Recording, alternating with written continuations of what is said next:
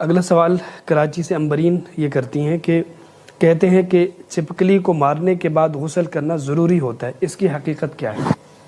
نہیں، اس کی کوئی حقیقت نہیں ہے. چھپکلی کو مارنے کے بعد غسل کی کوئی ضرورت نہیں ہے. جی بہت شکریہ. کشمیر سے فیصل یونس پوچھ رہے ہیں کہ گھر میں جو مچھلیاں رکھی جاتی ہیں کیا ان کا پانی ناپاک ہوتا ہے؟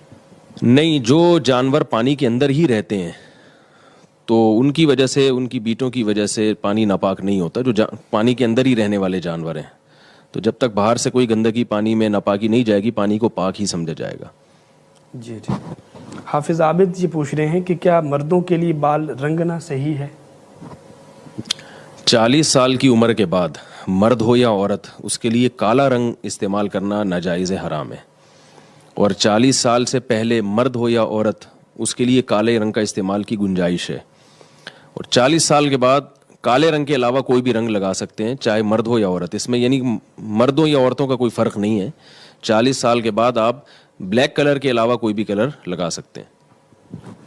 جی اگلا سوال یہ ہے کہ ہم آئی بروز نہیں بنواتی کیونکہ اس سے منع کیا گیا ہے، البتہ ہم تھوڑی خوبصورتی کے لیے زائد بالوں پر بلیچ کر لیتے ہیں، کیا ایسا کرنا صحیح ہے؟ انہوں نے یہ کہا ہے کہ بلیچ کر لیتے ہیں، تو بلیچ کرنے سے کیا ان کا کلر چینج ہو جاتا ہے؟ اگر وہ وائٹ ہو جاتے ہیں کلر، ان کا ایسا ہو رہا ہے کہ وہ نظر ہی نہیں آتے دیکھنے میں، تو میں نے تو تلاش کیا، مجھے کہیں اس کا جزیہ نہیں ملا، لیکن یہ پھر بالوں کو کلر کرنے میں آئے گا. تو بالوں کو بلیک کلر کے علاوہ آپ کر سکتے ہیں، لیکن اگر اس سے مقصد یہ ہے کہ بلیچ کرنے سے وہ بال اس جگہ سے غائب ہو جاتے ہیں تو وہ پھر وہ اسی بال توڑنے کے حکم میں ہی ہے، وہ بھی ناجائز ہے.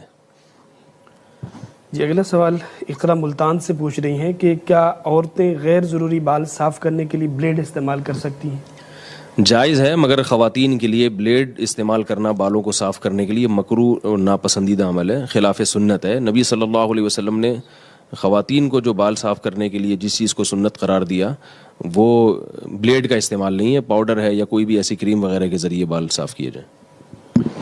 جی اگلا سوال اٹک سے عبداللہ پوچھ رہے ہیں کہ جوائنٹ فیملی سسٹم میں شرعی پردے کی تفصیل بتا دیں، یعنی چہرہ، آواز اور کپڑوں وغیرہ کا پردہ کس حد تک ہوگا؟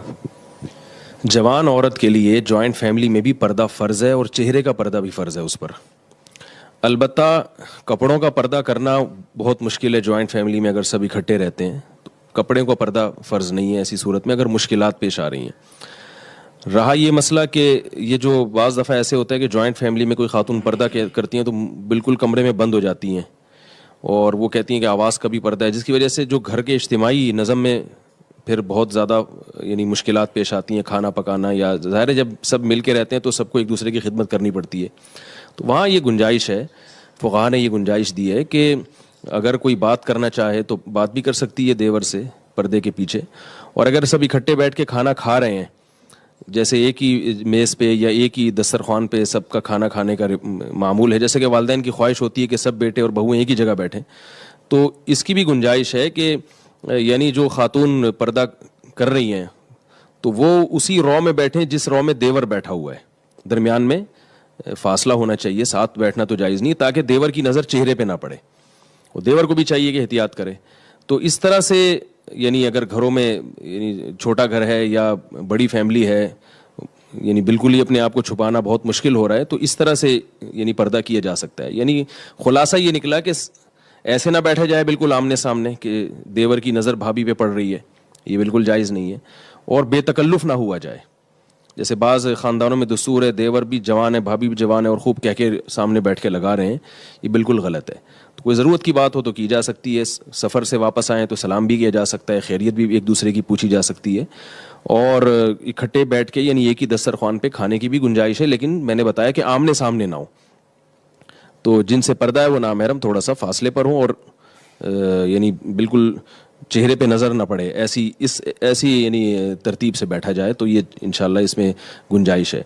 اور امام یوسف رحمہ اللہ تعالیٰ کے نزدیک اس کی بھی گنجائش ہے کہ خواتین جو آٹا وغیرہ گوندنے کے لیے، برتن دھونے کے لیے اپنی کلائیاں کھول لیتی ہیں، تو اس پہ اگر کبھی نظر پڑ جائے تو وہ بھی انشاءاللہ معاف ہے، کیونکہ خواتین کو یہ ضرورت ہے کہ اپنی آستینیں اوپر کرنی پڑتی ہیں، کلائیاں کھولنی پڑتی ہیں کھانا پکانے کے لیے، برتن دھونے کے لیے. تو جوائنٹ فیملی میں رہتے ہوئے اس کی بھی گنجائش ہے کہ ضرورت سے اگر وہ اپنی کلائیاں کھول لیتی ہیں تو اس گنجائش پر بھی عمل کیا جا سکتا ہے.